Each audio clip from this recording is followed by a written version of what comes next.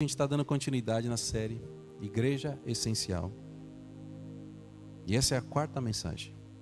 E a quarta mensagem, o tema dela é uma igreja viva e relevante. Se vocês se lembrarem, a gente está estudando temas básicos sobre a vida cristã, a doutrina cristã, para que a gente possa reaprender. Com a nossa caminhada a gente vai se distraindo, a gente vai mudando a nossa forma de ser, a gente vai olhando para aquilo que parece correto, e muitas vezes a gente deixa de olhar para a palavra e nos basear na palavra. Então essa série Igreja Essencial foi pensada para que a gente voltasse nos temas que muitas vezes são tão básicos que a gente deixa de voltar neles e estudá-los. E o tema de hoje é uma igreja viva e relevante. A gente já falou um pouquinho sobre isso, superficialmente sobre isso, e aqui a gente vai aprofundar um pouco mais hoje. Mas eu queria começar com uma pergunta para vocês. Vocês já pararam para pensar o que faz uma igreja ser viva e relevante? É bom que eu deixe um tempinho. Se fosse um computador e aparecer aquela telinha de carregando enquanto vocês estão pensando.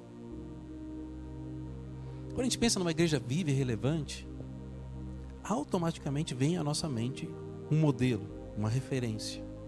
Talvez seja uma igreja que vocês já frequentaram, talvez seja um momento que vocês experimentaram na sua caminhada cristã, que marcou vocês. Talvez seja algo que vocês participaram da igreja e aquilo marcou a vida de vocês. Eu me lembro de uma vez que o Lamartine comentou que ele se afastou da igreja. Quando ele era adolescente, ele se afastou da igreja, ele fugiu da igreja, ele não queria mais.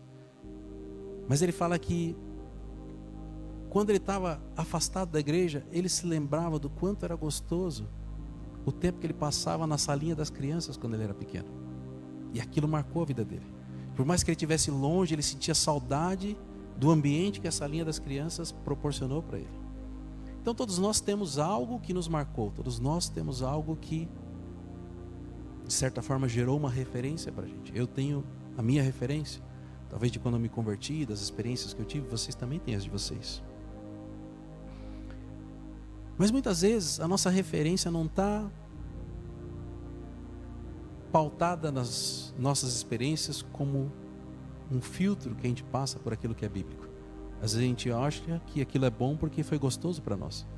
A gente acha que aquela igreja é boa, viva e relevante porque a gente sentiu uma experiência diferente. Mas nem sempre aquilo está alinhado com a vontade de Deus. Talvez esteja alinhado mais com a nossa vontade do que com a vontade de Deus. E quando a gente pensa de igreja viva e relevante, a gente não está falando de uma grande estrutura. A gente não está falando de um orçamento milionário ou de uma igreja popular e conhecida. Essa não é a referência e o critério para a gente entender que uma igreja é viva e relevante. E muitas vezes também não é o fato de ela fazer algo que aparenta ser lícito, que transforma ela numa igreja viva e relevante. Muitas vezes a gente olha para obras sociais e fala, olha que coisa tremenda. Mas nem sempre a motivação do coração é a motivação correta. Mas a verdadeira igreja, ou a igreja essencial, que é viva e relevante, ela é um reflexo da glória de Cristo em tudo que ela faz. Então, as suas ações refletem Cristo. A comunhão que ela tem entre os irmãos reflete o amor de Cristo. E o impacto que ela gera fora das quatro paredes reflete Cristo para as pessoas que ainda não o conhecem. E muitas vezes até para os que o conhecem. Então quando a gente fala de as ações, não pode ser qualquer ação. Não pode simplesmente fazer algo que é bom ou algo que um dia me agradou. Mas precisa ser algo que está alinhado com o caráter de Cristo. Será que Cristo no seu caminhar, nos seus exemplos, ele faria a mesma coisa? Ou será que ele nos ensinou que deveríamos fazer a mesma coisa como igreja? Será que aquilo que nós estamos fazendo, quando alguém que não o conhece olha para aquelas obras que a gente tem realizado e elas conseguem perceber que existe uma diferença entre as obras que uma igreja faz do que uma ONG faz? Ou será que quando as pessoas olham para as obras da igreja se parece com as obras de uma ONG e não tem diferença nenhuma? Porque numa ONG não tem Cristo, mas numa igreja tem Cristo. Quando a gente fala sobre comunhão, Não é simplesmente eu encontrar meu irmão e dar 3 tapinhas nas costas, saber onde ele trabalha e o nome dele e o telefone talvez, e fazer uma brincadeira de vez em quando. Mas a comunhão verdadeira que reflete Cristo é aquela que não é só sobre relacionamentos, mas é sobre compaixão. É sobre me colocar no calçado do outro e sentir o que ele está sentindo. E muitas vezes abrir mão de algo, seja o meu tempo, seja das minhas finanças, seja de alguma coisa para ajudar um irmão que está precisando no momento que ele está precisando. Só que se eu não conhecer esse irmão, eu não tenho como ajudá-lo. Se eu não tiver compaixão por ele, eu não tenho vontade de ajudá-lo. E uma das características que Jesus tinha, que para mim é uma das mais fantásticas, era a compaixão que ele tinha para as pessoas que precisavam. E quando a gente passa por tudo isso, a gente pensa no impacto que a igreja tem sobre a sociedade. Talvez você já tenha entendido que a igreja precisa gerar um impacto que as pessoas vão ver Cristo. Mas será que é esse o impacto que a igreja tem gerado hoje em dia? Ou será que a igreja tem produzido escândalos, pessoas feridas, pessoas frustradas? Muitas vezes, modelos de igreja que nós acreditávamos ser corretos, coisas que nós gostávamos porque tivemos experiências boas, são os mesmos modelos que estão ferindo, maltratando, afastando pessoas de Deus. Uma das coisas que eu aprendi no começo do meu ministério, imagina que eu me converti e eu queria servir muito, eu queria fazer todas as coisas, e de repente eu estava envolvido, eu entrei em 4, 5 ministérios ao mesmo tempo, e eu estava trabalhando na igreja praticamente de domingo a domingo, porque eu queria servir ao Senhor, eu queria fazer isso. Naquela época eu era discipulado pelo pastor Daniel, o pastor Daniel me chamou e falou assim: eu estou vendo que você está fazendo muita coisa. Quantos ministérios você se inscreveu? Aí eu fiz a lista lá. Ele falou assim: escolhe um e sai de todos. Não estou perguntando o que você acha, escolhe um e sai de todos. Se você continuar assim, você vai prejudicar sua família, você vai fazendo isso. Então, houve um momento em que alguém teve a sabedoria para podar e falar assim: esse é o caminho correto. Mas hoje em dia, muitas vezes, eu converso com pessoas que estão sendo sugadas pela igreja. Talvez se envolverem em muitas coisas, talvez e falta essa sensibilidade de alguém olhar e falar assim: poxa, você está se esforçando muito. Eu lembrei agora do dia que a Brenda falou para mim no final do culto. A Brenda estava sempre na mesinha ali passando as letras. E aí eu falei: Brenda, hoje você não vai ficar, ninguém vai passar a letra, você vai assistir o culto. Porque eu estava pensando nisso. Falei: poxa, a Brenda está sempre lá e ninguém ajuda ela e ela fica lá. Aí no final do culto ela chegou para mim e falou: pastor, pela primeira vez eu assisti o culto de frente. Não foi isso? Eu nunca tinha visto o culto de frente. Ela sempre estava aqui do lado na mesinha. Mas a gente precisa não só cuidar das pessoas que estão fora, mas também das pessoas que estão dentro, sem sobrecarregá-las.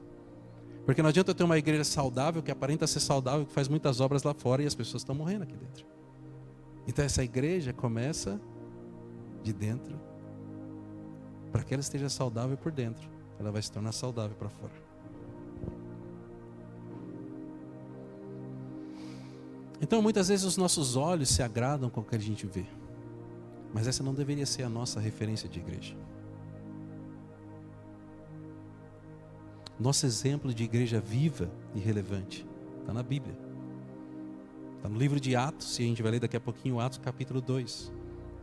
Mas a igreja primitiva tinha características específicas que precisam ser observadas e mantidas até hoje como regra. E eu entendo que essas características principais são que era uma igreja dedicada à oração, era uma igreja que se esforçava na comunhão, era uma igreja comprometida com o ensino, e era uma igreja determinada ao servir. Essas 4 características da igreja primitiva são a base de uma igreja viva, saudável e relevante.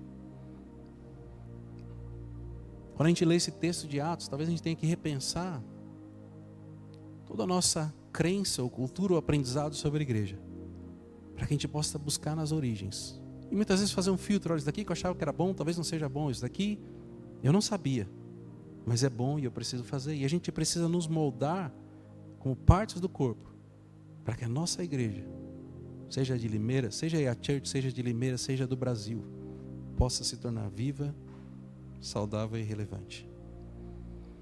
A gente vai ler os versículos 42 a 47 de Atos capítulo 2. Vou dar um tempinho porque eu judiei de vocês, falei Atos 2, vocês deviam estar no 1 e deve ter umas páginas para vir aí.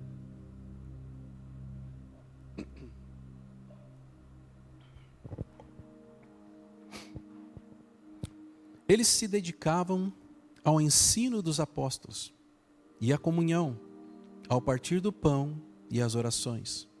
Todos estavam cheios de temor e muitas maravilhas e sinais eram feitas pelos apóstolos. Os que criam mantinham-se unidos e tinham tudo em comum. Vendendo suas propriedades e bens, distribuíam a cada um conforme a sua necessidade. Todos os dias continuavam a reunir-se no pátio do templo. Partiam o pão em suas casas e juntos participavam das refeições com alegria e sinceridade de coração, louvando a Deus e tendo a simpatia de todo o povo. E o Senhor lhes acrescentava diariamente os que iam sendo salvos. Amém? Talvez a melhor definição de uma igreja viva e relevante é uma igreja que vive o evangelho que ela prega. Não só falar sobre o evangelho, mas consolidar as ações, as atitudes, o dia a dia com aquilo que é ministrado. E se a igreja faz isso, ela automaticamente vai estar refletindo Cristo para as pessoas que estão na igreja, para as pessoas que estão fora da igreja e para as pessoas que, como a Bíblia disse, eram acrescentadas diariamente. A igreja é mais do que um grupo de pessoas reunidas no domingo. Ela precisa ser um corpo saudável, tanto fisicamente como espiritualmente. Precisa ser um corpo unido, onde os membros trabalham em consonância, trabalham em unidade, cuidando uns dos outros, se preocupando e se importando uns com os outros, para que quando eles conseguirem fazer isso, eles possam fazer com as pessoas que serão acrescentadas, com as pessoas que serão alcançadas. Eu separei 3 pontos sobre esse texto, para a gente refletir 3 características dessa igreja, que precisam ser a base de qualquer igreja.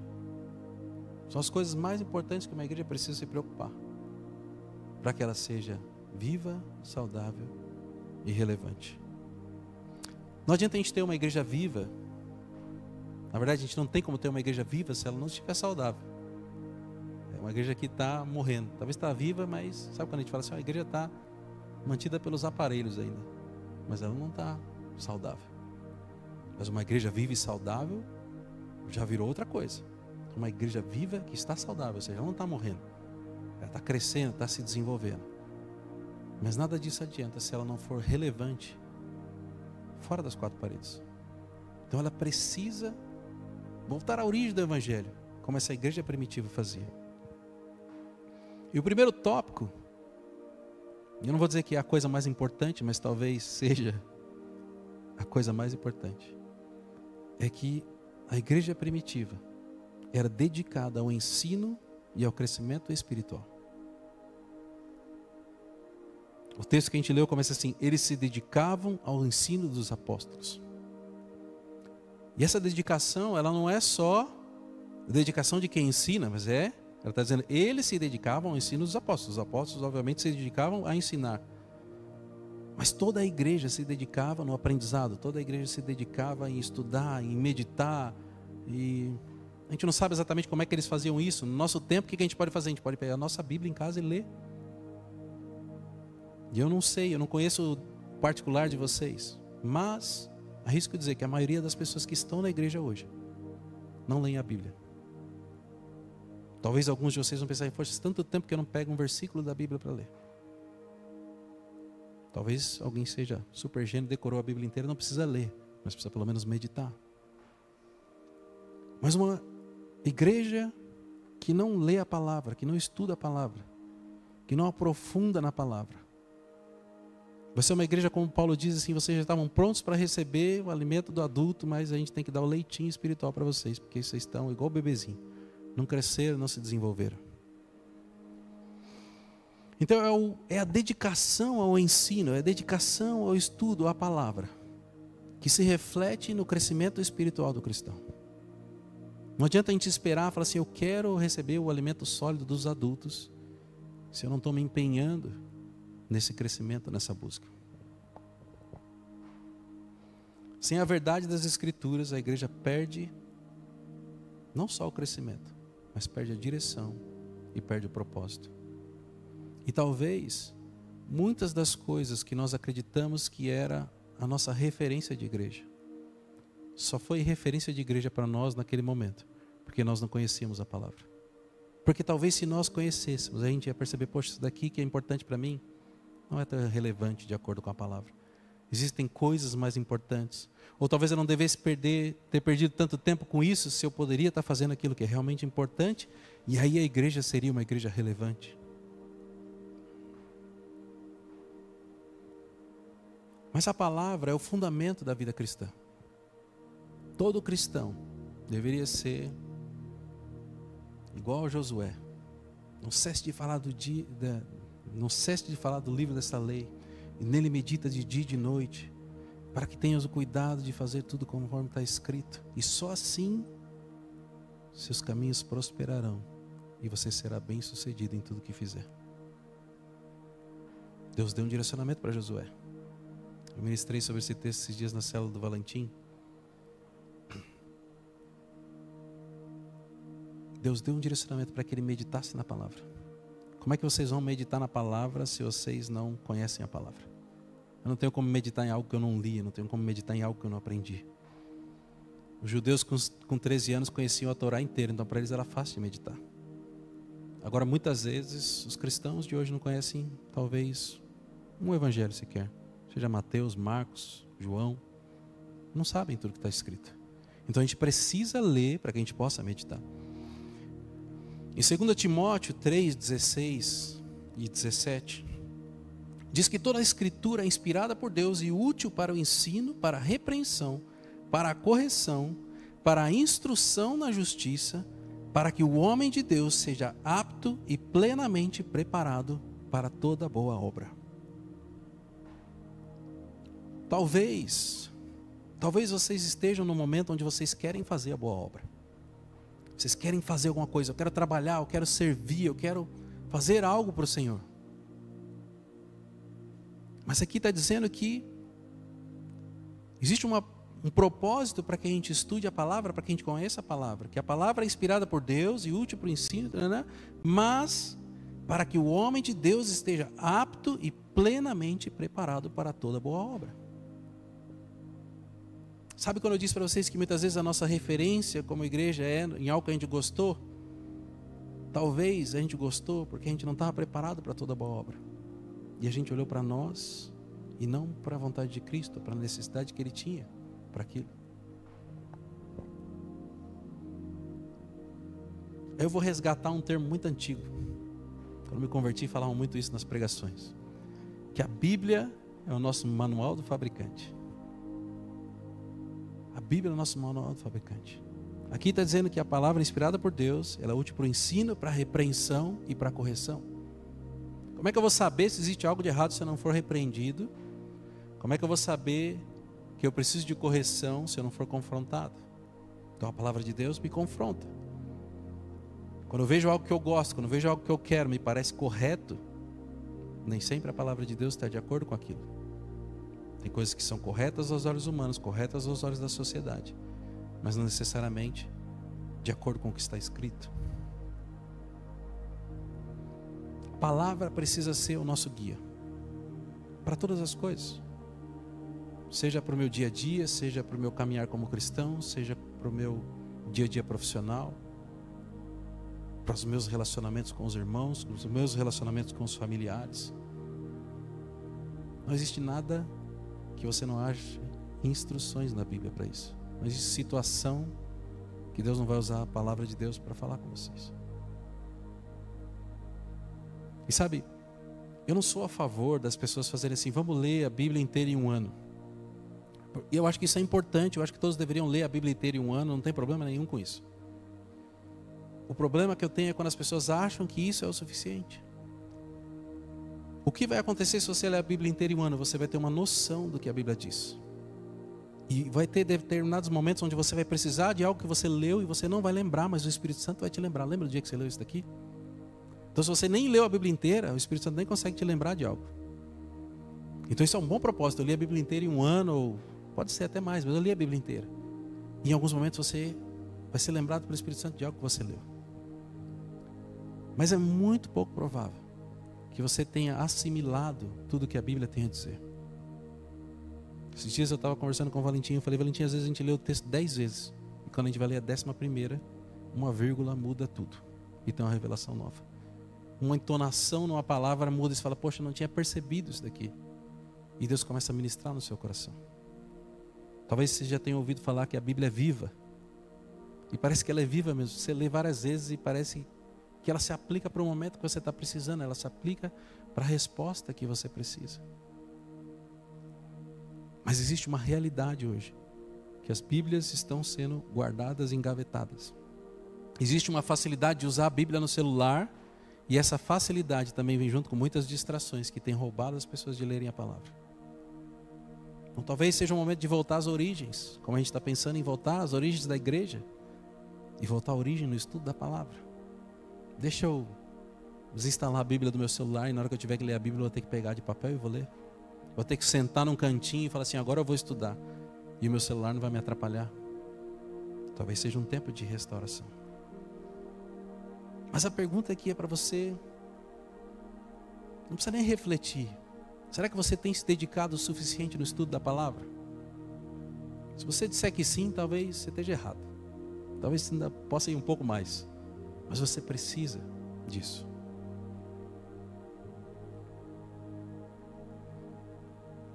E o ensino da palavra, o estudo da palavra, ele não só fortalece as nossas vidas e corrige, mas fortalece a igreja. Não vai existir uma igreja forte, viva, relevante, se as pessoas não forem fortalecidas. Uma igreja forte é uma igreja cheia de pessoas fortes na igreja, membros fortes, partes do corpo fortes. No livro de Colossenses, capítulo 3, 16, diz: habite ricamente em vocês a palavra de Cristo. Ensinem e aconselhem-se uns aos outros com toda a sabedoria. Imagina que você aprendeu algo na Bíblia. Imagina que você cresceu com isso. A Bíblia diz que nós devemos ensinar e aconselhar uns aos outros. Não é só o pastor que aconselha. Parte da comunhão da igreja diz respeito a conhecer o irmão, a ponto de perceber que talvez ele precise de uma conversa, um testemunho, talvez um ombro para chorar, talvez alguém que chore junto, se emocione junto, que celebre junto. Mas a Bíblia diz que a palavra de Cristo precisa habitar ricamente em nós. E esse é o fundamento para que a gente possa representar Cristo muitas vezes na vida de um irmão que está precisando. Ajudar alguém que precisa, e não precisa ser longe. Às vezes a pessoa que está sentada do nosso lado, às vezes o irmão que está sentado do seu lado aqui na igreja está precisando. Mas o fato é que essa igreja primitiva não só aprendia, mas se dedicava juntos ao ensino, ao estudo, ao aconselhamento entre eles. Esse primeiro ponto fala sobre um dos fundamentos da igreja, que é a palavra. Não existe uma igreja saudável que não é fundamentada na palavra, que não estuda a palavra, que não cresce espiritualmente através da palavra. A Bíblia faz uma alusão à palavra como um alimento. Se a gente não se alimenta do alimento correto, a gente morre, a gente deixa de crescer. Se vocês olharem para um bebezinho, ele precisa de alimento, ele precisa de leite materno, ele precisa de, se não for o leite materno, tem que ser o Nan, o Nestlé, que nem sei qual é o nome, que já faz 7 anos que o Josh não toma, mas isso aí já cresceu. Mas ele precisa do alimento. O que impede ele de crescer? Se ele não tiver alimento. Se ele tiver alimento, ele cresce. E às vezes isso é tão básico, é tão simples que a gente ignora. A gente ignora a importância e a relevância da palavra nas nossas vidas. A gente é tomado por, sei lá, redes sociais, um monte de vídeo no YouTube. Eu já estou quase me descarastrando do YouTube, porque você entra lá para ver uma coisa. Às vezes eu entro lá, deixa eu ver o vídeo do culto de domingo que eu vou editar, alguma coisa assim. Aí as thumbnails assim, é só coisa que eu quero ver. Eu falo, meu Deus do céu, tem 5 vídeos aqui que eu quero assistir.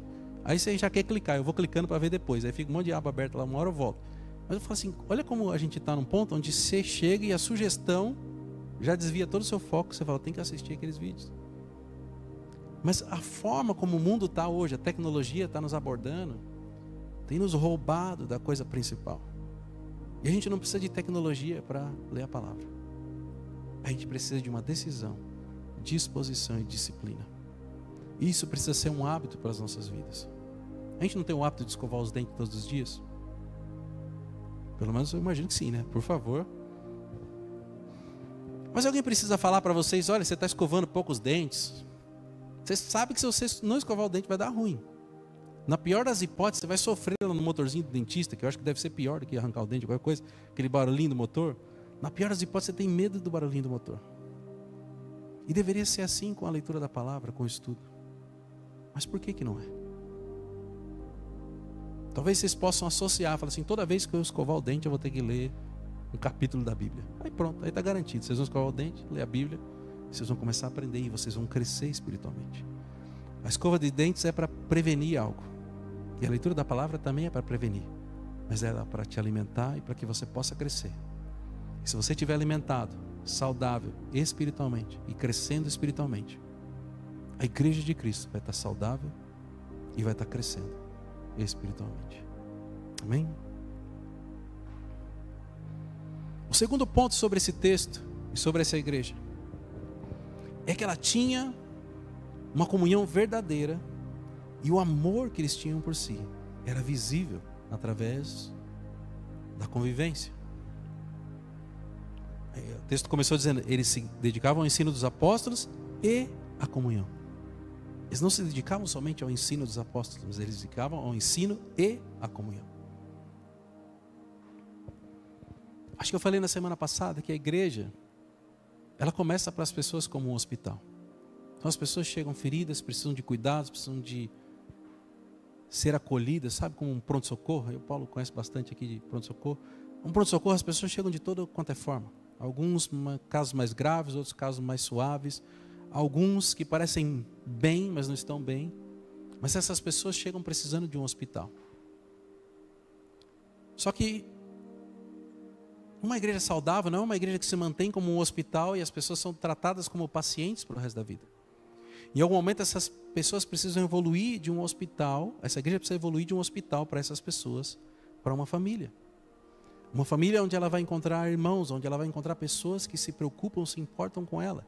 E aí o cuidado não é mais de um médico com um paciente, mas é um cuidado de alguém que ama, cuida, zela, se importa, se preocupa.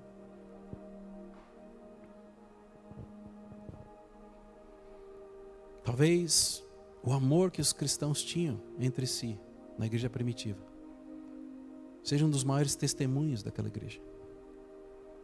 Em João capítulo 13, versículo 35, Jesus diz assim, e todos saberão que vocês são meus discípulos. Se fizerem o quê? Se vocês se amarem uns aos outros. Quantas pessoas você já viu se intitularem discípulos de Cristo? Talvez seja uma coisa comum, a gente usa o termo, eu sou cristão, eu sou evangélico, eu sou discípulo de Jesus, eu sou servo de Jesus Cristo, eu sou isso. Mas a Bíblia está dizendo que existe uma regra para a gente medir isso.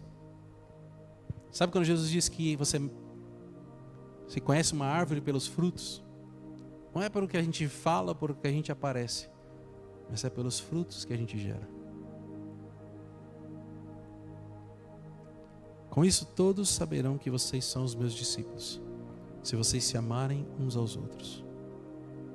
Talvez todas as coisas que a gente vê não consegue revelar ou mostrar o amor que as pessoas têm uns pelos outros. Mas talvez esse amor possa ser revelado através de atitudes, através de dedicação. Só uma pergunta, está quente aqui? Estou vendo que vocês estão preocupados com o calor. Ela disse que está quente. Está quente aí no fundo ou está frio? Tá bom? acho que o ar parou de mexer. Enfim, deve estar muito quente lá fora. Valentim, abaixa mais um grau ali, por favor. Bota menos 18 aí que a gente vai estar igual o Carlão que está em Nova York. Ele chegou lá e estava menos 9. A gente já deixa aqui menos 9 e fala: Carlão, tá todo mundo aqui de sobretudo?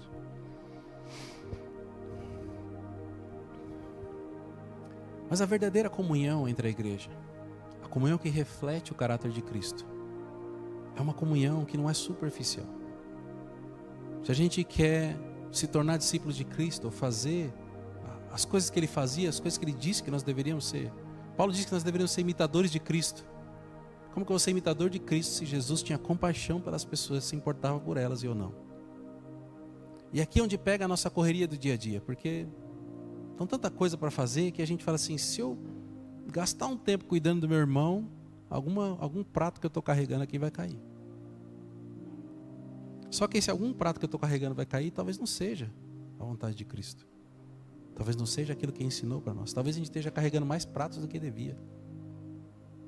E eu realmente acredito nisso. Eu acho que nos dias de hoje a gente está igual aqueles caras que tem uma varetinha, um prato lá na ponta girando e tem um no pé e ele fica equilibrando todas as coisas e a gente fica estressado, cansado, ansioso, tentando carregar todas essas coisas. E provavelmente se a gente perguntasse para Jesus, ele fala assim: olha, seria igual o pastor Daniel falou para mim assim: joga todos esses pratos fora, só fica com um, porque esse é o único prato que eu tenho para você. E talvez esse único prato tenha a ver com o irmão que está do seu lado. Esse único prato tem a ver com expressar o caráter de Cristo nos relacionamentos, seja em casa, seja no trabalho, seja na igreja.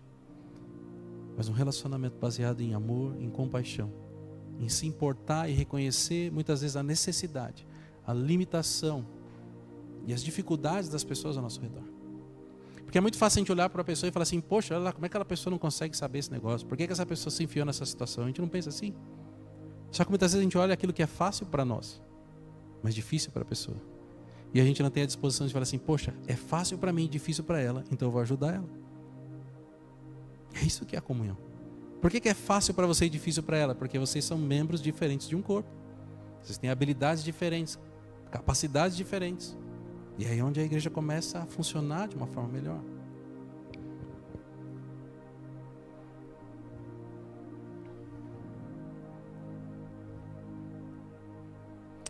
Eu estava pensando se ia falar isso daqui. Na sexta-feira a gente fez uma reunião aqui e eu perguntei para as pessoas que estavam aqui: vocês já foram visitar o Marlon? Porque é um exemplo de igreja. A Bíblia diz que as pessoas falam assim: Senhor, quando foi que a gente demonstrou amor por ti? Quando foi, Senhor? Jesus fala assim: quando eu estive enfermo e foste me visitar. Nós como igreja deveríamos nos preocupar com as pessoas que estão aqui. Nós deveríamos fazer isso. E vocês vão ter a oportunidade. O Marlon vai ficar 2 meses em casa. Mas eu acho que vocês deveriam começar a exercer. A gente tem uma oportunidade de ser igreja na vida dele. Talvez vocês nunca tenham conversado com ele e com a esposa dele, mas talvez a gente possa ser igreja na vida deles. Uma das coisas que eu notei quando eu estive lá é que obviamente ele fez uma cirurgia no coração. Ele não pode carregar peso, ele tem dificuldade para levantar, está incômodo. Mas talvez a Thaís esteja passando por um momento mais difícil, porque eles têm 2 crianças, ela tem que trabalhar fora, tem que cuidar da casa. Eu fiquei pensando assim: talvez se eu fosse mulher eu ia falar assim: Thaís, deixa eu te ajudar com alguma coisa. Sei lá, vou te ajudar a limpar a casa, vou te ajudar a fazer comida, sabe? E uma pessoa só ajudando seria pesado até para essa uma pessoa, mas talvez para uma igreja não. E eu acho que essa igreja é primitiva fazer isso. Sabe quando eles falam assim que eles pegavam tudo que eles tinham de bens e colocavam lá? Às vezes a gente foca tanto no dinheiro que era distribuído entre as pessoas. Mas talvez seja um pouquinho de tempo que a gente possa ajudá-los, sabe? Eu sou terrível em fazer comida e limpar a casa, então piorou. Cuidar das crianças, talvez eu possa fazer alguma bagunça, mas sabe? Talvez eles sejam uma oportunidade que Deus está dando para essa igreja começar a ser igreja da forma como deveria ser. Porque eles estão precisando. Eles precisam de oração, precisam de uma palavra de conforto, precisam. Mas eles precisam também de uma ação da igreja. Então eu queria que vocês orassem por isso. Talvez vai ser um baita de um desafio para vocês um dia separarem 1 hora para ir lá. Talvez vai ser. Mas Jesus não disse que seria fácil. Se vocês ouviram uma pregação de que o Evangelho, viver o Evangelho, ser discípulo e seguidor de Cristo seria fácil, você passa por um filtro pela vida dos apóstolos, vê se eles tiveram vida fácil. Mas entenda que nós temos oportunidades no nosso dia. E muitas vezes a gente deixa passar. Porque nos falta o conhecimento, nos falta a base cristã do que é ser uma igreja verdadeira. Eu não sei se eles estão assistindo, se estiver assistindo, não se empolga aí, que eu não sei se vai alguém não, tá? Mas a unidade da igreja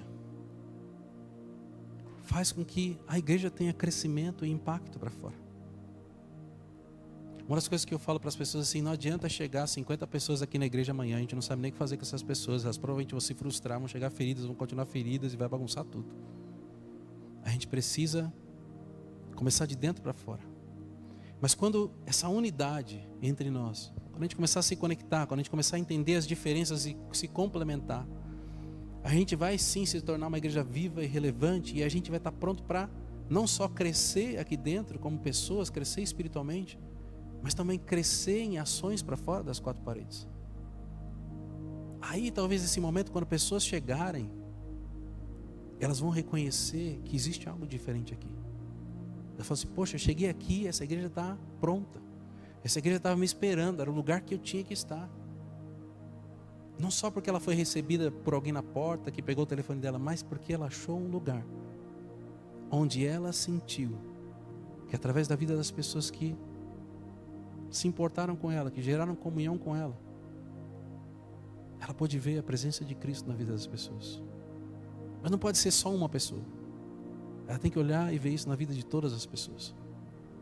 Todas as pessoas precisam ser representantes de Cristo para qualquer pessoa que não conhece. E quando alguém entrar aqui, ela tem que ver isso em todos. Salmos capítulo 133, versículo 1 diz: como é bom e agradável quando os irmãos convivem em união. Imagina uma pessoa chegando aqui e fala assim, como é bom e agradável encontrar uma igreja onde os irmãos convivem em união. Essa união gera um ambiente saudável, gera um ambiente gostoso, gera um ambiente de crescimento espiritual. E uma das coisas que eu falei esses dias é, às vezes a gente olha para o irmão e fala assim, poxa, olha lá, aquele cara está fazendo tudo errado, olha lá, está em pecado. E a gente olha com um olhar distante para o irmão, quando a gente deveria assim, poxa, aquele é meu irmão. Se ele está em pecado, eu vou lá e vou puxar a orelha dele, porque ele tem que sair desse pecado. Ele tem que parar de fazer isso, ele tem que dar um jeito na vida. Sabe, não é uma coisa que você vai fazer porque você não gosta da pessoa. Na verdade, você vai se importar com ela e você vai assim, não, eu vou ter que resgatar essa pessoa aqui que está se atrapalhando. E seja em todas as áreas, eu dei exemplo de pecado, mas talvez existam habilidades que você tem, que você consegue olhar para as pessoas e falar, estão precisando disso.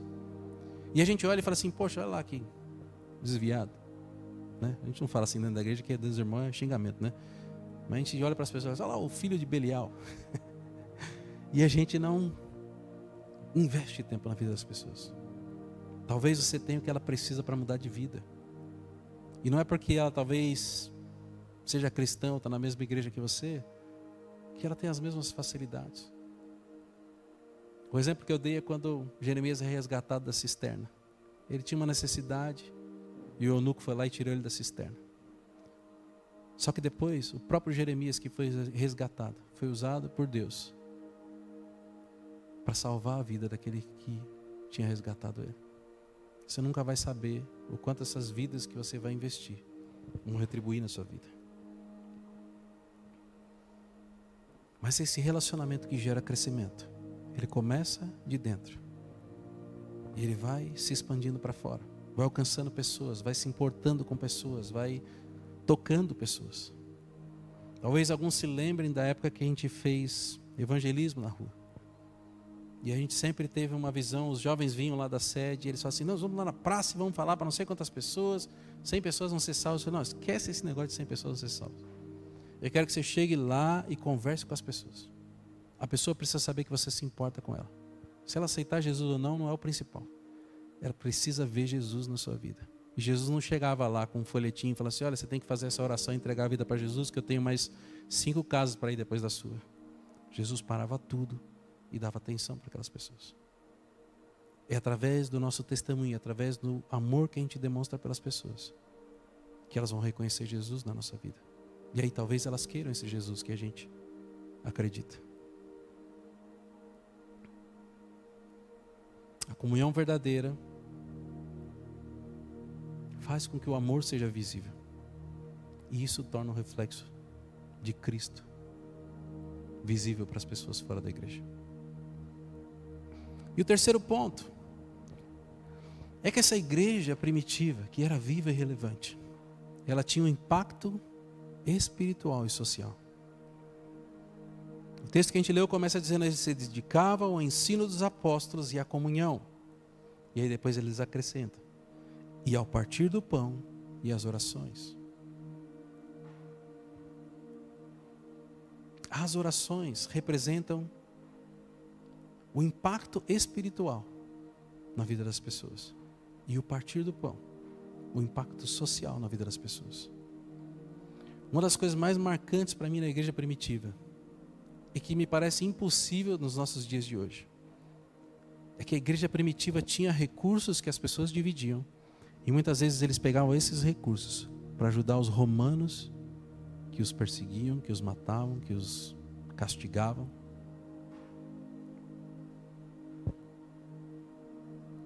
E os romanos eram impactados. As pessoas olhavam para aquilo e falavam assim: como pode um negócio desse? Será que esses caras são doidos? Eu nunca vi isso. Eu nunca vi alguém que deveria nos odiar fazendo uma demonstração de amor e nos ajudando quando a gente precisa. Não era algo egoísta, mas era algo altruísta. Algo que eles aprenderam com Jesus. O nosso natural seria falar assim: não, a pessoa que se vire, está me perseguindo, tem mais é que sofrer, não vou ajudar não. Mas não era assim que a igreja primitiva vivia. Ela não media os esforços, ela não olhava para quanto ia custar para ela, mas ela olhava para aquilo que Jesus tinha ensinado para ela como um fundamento.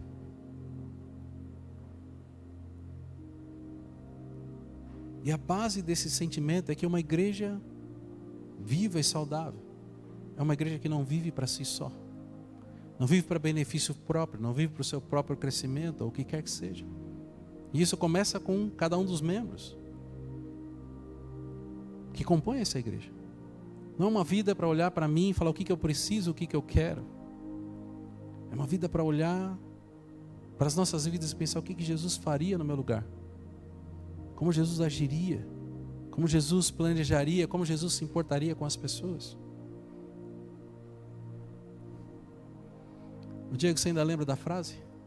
Não é mais sobre mim. Esqueceu. Reprovou no teste. Reprovou no teste. É? Não entendi. A frase que te marcou no encontro. Não é mais sobre mim, sobre as pessoas que eu vou impactar. Se você olhar a vida de Jesus, nada do que ele fez era sobre ele. Às vezes a gente esquece desse exemplo que ele deixou. Mas nada do que Jesus fez era sobre ele. Era tudo sobre nós. Tudo sobre cada um de nós. E a gente se esquece disso. E a gente vive a nossa vida, seja no nosso particular, seja na igreja, buscando construir os nossos planos, buscando mais e mais para as nossas próprias vidas. E às vezes a gente fala assim: eu vou pegar um pouquinho do que eu tenho aqui e vou ajudar as pessoas. A gente pega o nosso tempo, o nosso dinheiro, a nossa dedicação e oferece uma esmola para Deus. Esse pouquinho aqui é o que eu vou fazer, é o que dá, é o que sobrou. Agora eu queria que vocês olhassem por uma ótica diferente. Vocês conseguem imaginar Jesus pronto para subir naquela cruz, e ele fala assim: não, acho que eu vou fazer, eu estou com um pouco de preguiça, sabe? Eu tenho um plano melhor para a minha vida, e eu acho que não vou morrer na cruz não. Só vou subir, tomar uns açoitezinhos aqui, e depois eu vou voltar para casa da minha mãe lá, que ela está fazendo um pãozinho especial para mim. Ninguém precisa chorar, eu volto para casa. Mas a gente não pensa assim? Eu lembro que teve um dia que alguém falou alguma coisa para mim, eu acho que eu dei até uma resposta meio estranha, mas foi o que veio na cabeça na hora. pastor, não vou poder fazer tal coisa tal dia porque eu tenho um compromisso X. Eu não lembro o que era. Talvez fosse importante, eu não lembro. Na hora, falei na lata assim, sem pensar muito. Eu falei assim, já pensou se Jesus tivesse um compromisso no dia de morrer na cruz? E ele falou assim, não vou morrer na cruz não, que eu vou ter um compromisso mais importante. Já pensou? Às vezes a gente não se coloca no lugar de Jesus. Eu não estou falando que vocês têm que abrir mão da vida de vocês e morrer por Jesus, como ele fez. Mas muitas vezes a nossa vida está tão distante, o nosso pensamento está tão distante daquilo que ele nos ensinou, que isso é refletido no nosso dia a dia, é refletido na nossa igreja, é refletido na nossa cidade, no nosso país, na nossa nação. Uma igreja viva e relevante não é uma igreja que olha para si mesma, mas é uma igreja que impacta e leva a mudança para fora, para o redor, para o mundo, impacta o mundo.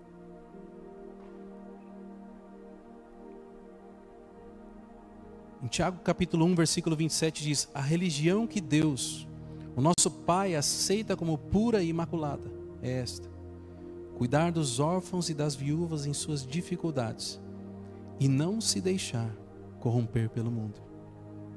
Normalmente a gente lê esse texto e a gente fala, obviamente, que a gente tem que cuidar dos órfãos e das viúvas. E eu acho que isso é muito verdade. Todos os órfãos e viúvas não deveriam passar necessidade. No contexto que esse texto foi dito, falado, era um contexto onde os judeus tinham um cabeça na casa, e aquele cabeça era o que trazia o sustento. O pai da família, ele trazia o sustento para a família toda, inclusive para a esposa, para os filhos. As mulheres não trabalhavam, as crianças não trabalhavam. E quando uma família perdia o cabeça, e os filhos eram pequenos, e a esposa não tinha renda, a esposa não tinha como se sustentar. E a igreja era responsável por ajudar essas pessoas. E a igreja ainda é responsável por isso. Não só por ajudar essas pessoas, mas ajudar as pessoas que necessitam. Só que muitas vezes a gente olha para isso de uma forma errada. A gente olha para esse texto pensando assim, poxa, se existe um CNPJ e esse CNPJ tem uma arrecadação como igreja, ele tem que fazer e eu não. Talvez vocês já tenham pensado isso. Eu já pensei isso no passado. Só que o CNPJ não é a igreja. Vocês são a igreja. O CNPJ não é a representação de Deus na terra. Ele é só uma coisa formal que precisa ser feita. E talvez sim, parte da arrecadação que está no CNPJ precisa sim ser destinada para obras sociais. Eu não estou dizendo que isso não é verdade. Mas uma igreja viva é uma igreja onde os membros vivem essa verdade. Onde quando algo queima no meu coração, eu sou o primeiro a falar assim, eu quero participar disso. Eu quero ofertar, mas eu não tenho recurso suficiente, então eu vou cutucar o irmão do meu lado, olha, me ajuda aqui. Empresta 5 aqui que a gente vai ofertar na vida do fulano que está precisando. Aí juntou todo mundo e nos faltou dinheiro. Igreja CNPJ, juntamos tanto, faltou um pouco, dá para complementar. Mas a iniciativa precisa sair das pessoas. A iniciativa, e não só a iniciativa de ter a ideia, mas de agir em prol daquilo. E essa é uma parte do texto. E a outra parte diz que a gente não deve se corromper com o mundo. E talvez eu vou simplificar muito esse corromper com o mundo, que eu não quero gastar tempo aqui. Mas se corromper com o mundo é não olhar para aquilo que nos agrada, mas fazer um filtro por aquilo que está na palavra. Ainda que seja certo. Talvez não nos convenha. Mas uma das formas da igreja de Cristo se manifestar fora das 4 paredes é cuidando dos necessitados. E às vezes o cuidar dos necessitados não é você ajudar só financeiramente. Eu lembro no dia que chegou uma pessoa aqui na igreja, que a gente foi evangelizar, a pessoa chegou com uma pilha de conta de luz. Pastor, vocês falaram que podia ajudar e eu tenho essas contas de luz atrasadas aqui. O que eu faço? Vocês disseram que disseram que ia ajudar. E aí eu falei, você sabe quanto que dá essa conta aí de luz? Ela falou, deve dar uns R$500 de conta. Aí eu fui calculando lá, sei lá, dava mais de R$5.000 de conta. E obviamente o coração a gente quer ajudar. Se pudesse, ajudaria ou se deveria. Mas eu falei para ela assim, olha, Deus te trouxe aqui por um propósito. Eu não me sinto confortável de pagar essas contas, porque se eu pagar essas contas hoje, amanhã você vai estar com o mesmo nível de dívida. Mas eu preciso te ajudar de uma forma que você não continue nessa situação. E o que eu vou fazer por você agora, eu vou orar por você. E você vai se surpreender que Deus vai abrir uma porta de emprego para você, que vai ser mais do que o suficiente para você pagar essa conta. Será se Deus me deu uma ousadia na hora, mas foi exatamente o que eu falei. E foi um tempo tremendo, assim, sabe, de oração. Aquela pessoa entregou a vida para Jesus e foi um tempo tremendo. E eu orei por ela para que ela arrumasse uma vaga de emprego. No dia seguinte ela me ligou. Falou assim: pastor, nem lembrava mais de uma entrevista que eu tinha feito 6 meses atrás. Me ligaram e eu começo a trabalhar hoje. No dia seguinte. E ela falou assim: o que eu vou ganhar vai ser o suficiente para pagar as contas. Que eu estava lá. Acho que eu não ia pagar no primeiro mês, mas ela ia começar a acertar aquilo. Então, as pessoas vão ter necessidades. E às vezes a gente não vai precisar simplesmente pegar o dinheiro e ajudá-las, mas talvez a gente vai precisar orar por elas. Talvez naquela situação, e eu orei por isso, falei: Senhor, será que eu preciso pagar pelo menos a de agora para não cortar? A gente ora por isso, a gente pergunta para Deus. Mas isso precisa ser algo que toda a igreja vive. Não só o pastor Renato, toda a igreja precisa viver isso. E é dessa forma que o reino de Deus é manifestado no nosso meio. Quando o caráter de Cristo é revelado nas ações e no dia a dia das nossas vidas. E para a gente encerrar esse ponto, sobre o impacto social e espiritual, é que o nosso testemunho como pessoas, ou o nosso testemunho como igreja, atrai pessoas para Cristo. Ou pelo menos deveria atrair pessoas para Cristo.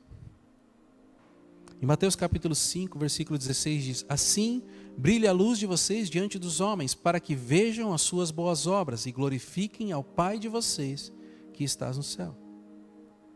A Bíblia está falando que a nossa luz precisa brilhar para que as pessoas vejam. E aí elas vão glorificar ao Pai. Porque elas vão saber que não é algo simplesmente humano, simplesmente da nossa parte. Elas vão notar que existe algo diferente. Como aqueles cristãos faziam para os romanos. Agora, será que a igreja de Cristo está atraindo as pessoas porque elas conseguem ver a glória do Pai nas nossas vidas? Ou será que a igreja de Cristo está atraindo as pessoas por conta do marketing, por conta do prédio bonito, por conta do shopping center que a igreja virou? Daqui a pouco eu estou citando a Ana Paula Valadão aqui. Por conta das declarações da Ana Paula Valadão, vou resumir aqui. O que é que tem atraído as pessoas para a igreja? E eu refleti muito sobre aquele vídeo da Ana Paula. Assim, eu não quero trazer polêmica sobre a pipoca ou não pipoca, acho que isso é o de menos. Mas houve um tempo onde a igreja era reconhecida por pilares bíblicos. Não era reconhecida por escândalo, não era reconhecida por ostentação, ela não era reconhecida por isso. Você sabia que você ia naquela igreja específica porque se você entrasse lá você seria curado. Você sabia que você ia na outra igreja porque você ia aprender a palavra. Você sabia que você ia na outra igreja porque você ia ver um profeta de verdade e não os que dão profetado. Você sabia que tinha a presença de Deus e a manifestação de Deus naquele lugar. E era isso que te levava para a igreja. Não era atrativo, não era convite, não era marketing, não era algo para te agradar. Mas você ia lá e você sabia que você ia ser confrontado com a palavra que ia ser ministrada. Você não ia com medo de ser confrontado, mas você sabia que você ia ser confrontado. E talvez se eu pudesse resumir o que ela disse, é que talvez as igrejas hoje estejam copiando tantas coisas que dão certo nas outras, que elas perderam a essência. Elas perderam a sua característica, que eu vejo quando a Bíblia diz que existe a multiforme sabedoria de Deus. Multiforme sabedoria de Deus, ó, Deus deu sabedoria nessa daqui que vai ser o dom da palavra, essa daqui vai ter as curas, essa daqui. Parece que as igrejas estão ficando todas parecidas. Uma deu certo e as outras estão indo no mesmo caminho. Mas existe um chamado de Deus para a restauração da igreja. E essa restauração da igreja começa com cada um de nós, como diz nesse texto. Assim brilha a luz de vocês diante dos homens, para que vejam as suas obras e glorifiquem ao Pai de vocês, que está nos céus. As pessoas precisam olhar para a nossa vida e entender que somos representantes do reino. Elas precisam olhar para as nossas atitudes e glorificar a Deus por nós estarmos ali. As pessoas precisam sentir a presença de Deus onde a gente esteja. E elas precisam ver, através do testemunho que a gente dá, que existe alguém muito maior do que nós, que nos ama, que nos ensina e que está disponível para elas também.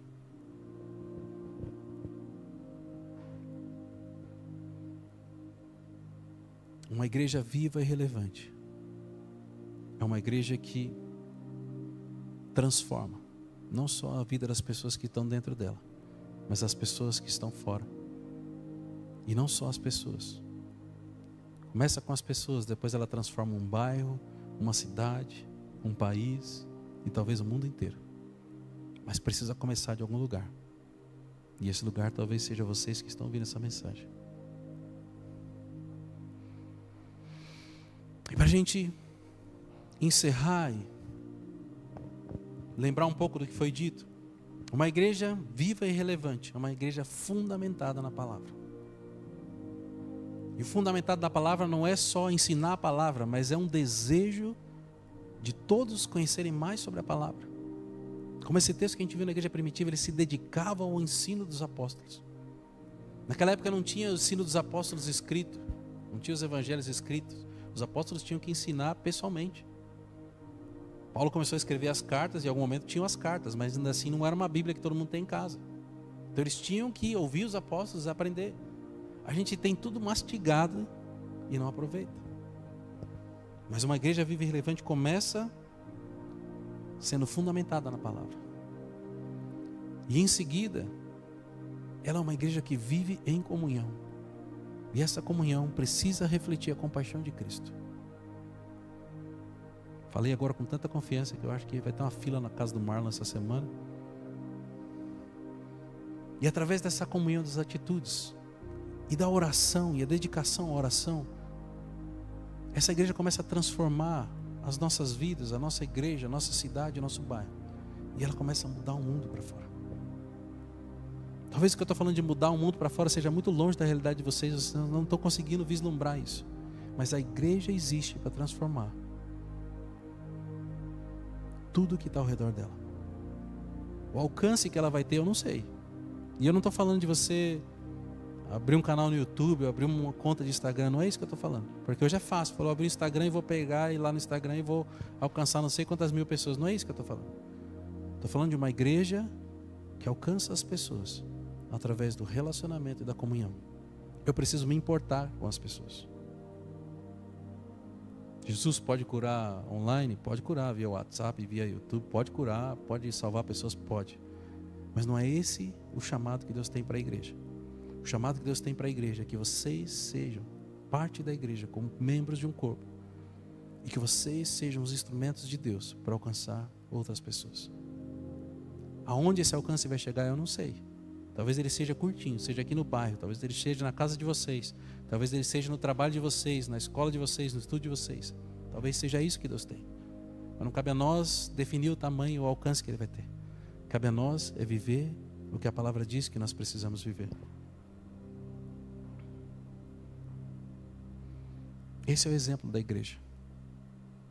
Talvez a igreja mais saudável que já existiu. Provavelmente era uma igreja bem desconfortável. No calor que está hoje, nem teria ar-condicionado para as pessoas ficarem no culto. E talvez hoje, se não tivesse ar-condicionado aqui, a gente ia querer sair mais cedo do culto, porque estava incomodando a gente. Sabe o que eu lembrei esses dias? A Brenda vai lembrar de uma coisa. Eu criei um aplicativo no WhatsApp que, tipo aqueles pão diário, coisa que manda devocional para as pessoas. E eu coloquei algumas pessoas para testarem. E a maioria das pessoas fala assim: poxa, eu não gostei dessa voz da pessoa que está narrando. E obviamente não é uma pessoa de verdade, é uma inteligência artificial que estava narrando, então às vezes está um negócio meio assim.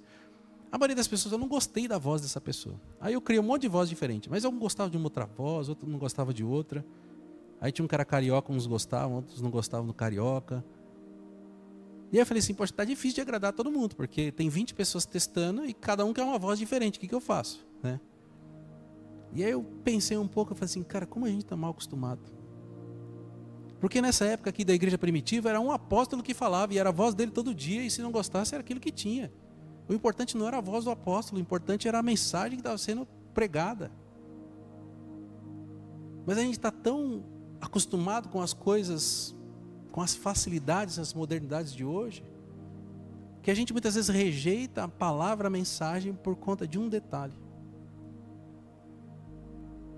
Talvez eu dei o exemplo do ar-condicionado, seria uma boa. Hoje o ar-condicionado está quente, sem ar-condicionado a gente estava cozinhando aqui, e a gente não estava prestando atenção na mensagem, falou assim, nem volto na igreja na semana que vem. E lá naquela igreja primitiva não tinha ar-condicionado, talvez estivesse debaixo do sol, e eles voltavam na semana que vem, porque o importante não era o conforto, não era as comodidades, não era o tamanho da estrutura, não era a tela de LED ou a fumacinha, mas era a palavra e a vontade de aprender aquilo.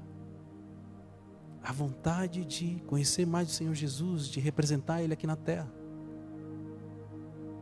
Talvez essa seja a chave que nós precisamos mudar na nossa vida, para que nós possamos se tornar membros saudáveis de uma igreja que vai se tornar saudável.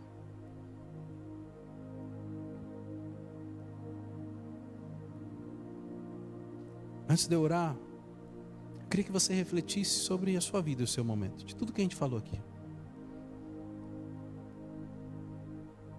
E pergunte para você mesmo se hoje a sua vida está contribuindo para que a igreja seja saudável.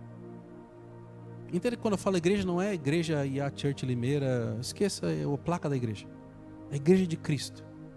A igreja de Cristo que você manifesta na sua casa, no seu trabalho, na sua família, aqui no culto. Essa é a igreja que importa. Será que a sua vida hoje está contribuindo para que a igreja de Cristo seja viva, saudável e relevante? Porque se não tiver, não tem problema.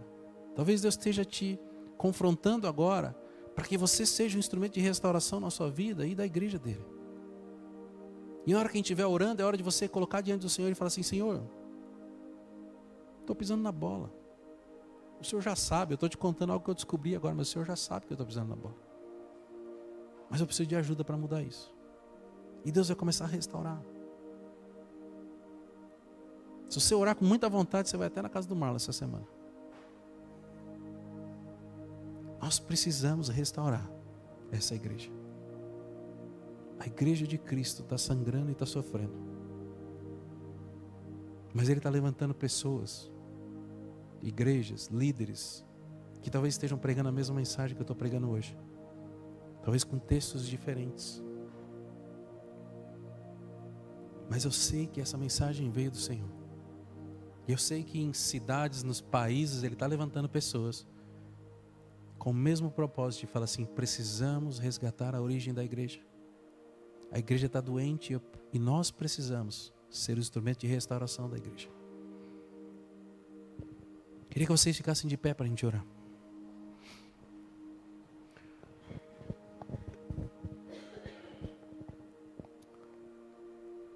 Senhor, eu te agradeço, Senhor, porque talvez essa série de mensagens, Senhor, tenha sido um chamado seu para a restauração da tua igreja, mas principalmente, Senhor, um chamado para a restauração, Senhor, dos nossos corações, Senhor. E eu oro, Senhor, para que o Senhor ouça a oração dos teus filhos, Senhor, que talvez tenham reconhecido hoje, Senhor, que não tem contribuído, Senhor, para que a sua igreja seja saudável, ou que talvez o Senhor tenha falado algo específico que precisa de mudança, que precisa de confronto, que precisa de reparação, de restauração, Senhor.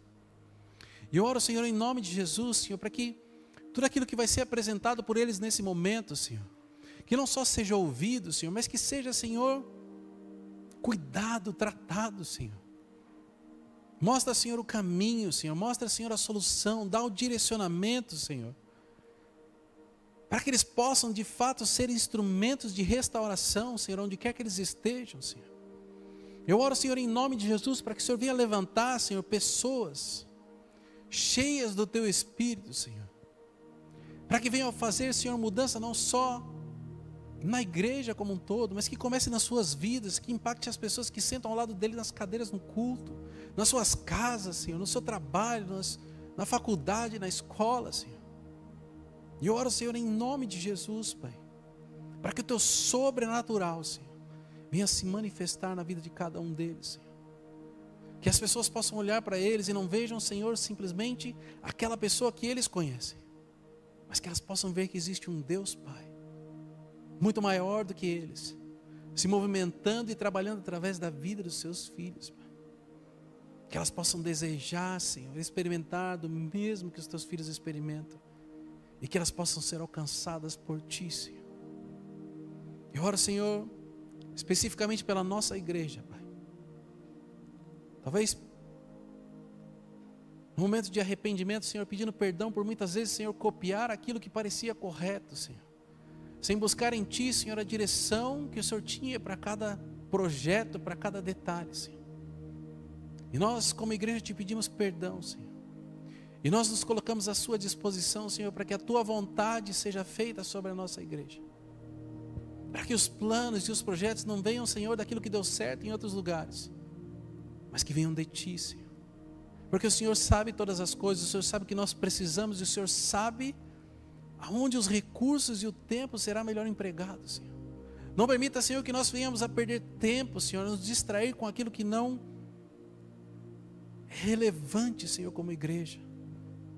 Mas eu oro, Senhor, para que o Senhor nos levante esse ministério, Senhor, como uma igreja viva, relevante e saudável, Senhor. Que nós possamos nos tornar, Senhor, uma igreja que impacta as vidas ao nosso redor, que cuida, Senhor, das pessoas do bairro, da cidade, Pai. Eis-nos aqui, Senhor, nos colocando à Sua disposição, Senhor, para que a Tua vontade seja feita nas nossas vidas, Pai, e na nossa igreja, na Tua igreja, Pai. Nós entregamos, Senhor, os nossos sonhos, os nossos desejos, Senhor, as nossas vontades, Senhor, que elas possam passar, Senhor, pelo filtro da Tua palavra, Senhor, e que tudo aquilo, Senhor, que foge da Tua vontade, Senhor, seja removido dos nossos pensamentos, Senhor. Não permita, Senhor, que nós continuemos a caminhar por caminhos, Senhor, que não Te agradam, que estão longe da Tua vontade, Pai, mas que nós possamos experimentar, Senhor, a Tua vontade, que é boa, perfeita e agradável, Pai, em nome de Jesus. Queria que vocês guardassem no coração de vocês o versículo 42 do texto que nós lemos hoje.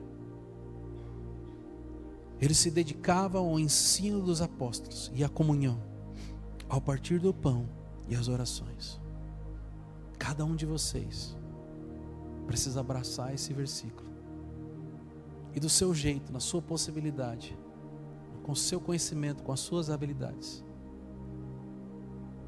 começar uma transformação na sua vida e na sua igreja. E talvez a gente vai ver essa transformação alcançar multidões, cidades, países. É Deus quem sabe. A gente precisa fazer a nossa parte e Ele vai fazer a dele. Amém? Senhor, eu oro para que o Senhor leve os Teus filhos e filhas, Senhor, em segurança, que eles possam continuar, Senhor, ouvindo a Tua voz e sentindo a Tua presença onde quer que eles estejam, Senhor. E que eles possam de fato, Senhor, ser luz onde quer que eles estejam, para que as pessoas possam ver, Senhor, a Tua glória através das suas vidas, Pai. Eu oro, Senhor, em nome de Jesus, Senhor, para que eles tenham experiências contigo, para que eles sintam a Tua presença, Senhor, ao longo dessa semana, para que eles possam, Senhor, construir testemunhos, Senhor, que eles vão compartilhar com as pessoas próximas e elas serão alcançadas por Ti, Pai. Eu Te agradeço, Senhor, por esse dia e por essas vidas, Pai, e Te agradeço por tudo que o Senhor vai fazer, Senhor, na vida de cada um deles, Pai. Eu oro, Senhor, para que eles tenham uma semana tremendamente abençoada, Pai, e que em nome de Jesus, Senhor, eles possam experimentar do Teu sobrenatural e da Tua paz em cada momento, Pai. Que Deus abençoe, que vocês tenham uma semana abençoada em nome de Jesus. Deus abençoe e fique com Deus.